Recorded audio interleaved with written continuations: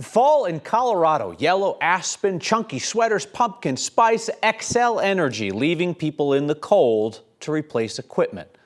Folks in Idaho Springs woke up today to snow, below freezing wind chills, then a power shutoff.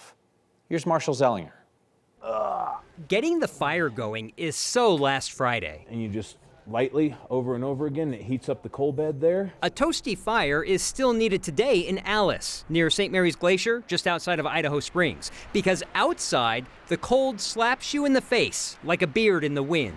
This morning when I checked my phone, it was 25 degrees out, and that was about 20-30 minutes before they cut the power off on us. Xcel warned Daniel Lutz that his power would get shut off this morning for 6 hours after a night of snow and cold, on a day of cold and wind. We thought it was going to be in the 40s, which we wouldn't have had a problem if we'd been in the 40s, but we're in the 20s and we're below freezing, and that's rough. Xcel replaced a wood power pole today, installing a taller fiberglass pole to strengthen the grid and reduce wildfire risk.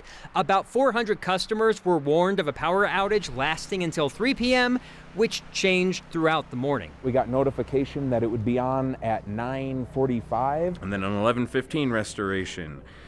And then a 5:15 restoration. It's dark in here. Wren had the same power outage a couple of miles away, leading to a unique breakfast. Yeah, I put the can in the fire this morning and, you open it up to make it air and then you don't burn yourself.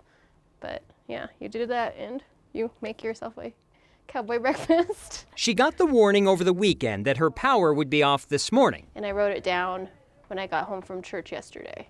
So 9 a.m. to 3, Xcel was off. We have weather. I'm like, it's snowing, it's raining, it's windy, it's cold. That power that was supposed to be back on by 9:45, 11:15, 3 p.m., or 5:15. My fan is on now. My lights are on now. It came back on a little after 1 p.m. So we're getting a lot of confusing messages and information, and that's probably the most frustrating thing, is trying to figure out how we can work around this, work around the cold temperatures without knowing exactly how long we're going to have to do it. Corey Reppenhagen has met his match, perhaps. This story and my story on Friday about Xcel shutting off the power to United Power customers to replace equipment. These stories are not about Xcel replacing equipment. These stories are about the timing. Xcel tells me it had 3,500 planned outages since January, with 99% of the work done on time and within the time frame notified to customers. But again, Kyle, it's about timing.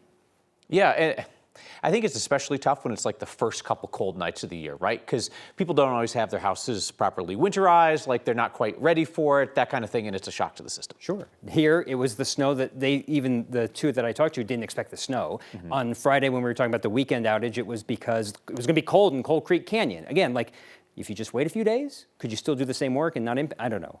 These are decisions for experts that are in the field. I'm just the person who reports on that. Sure.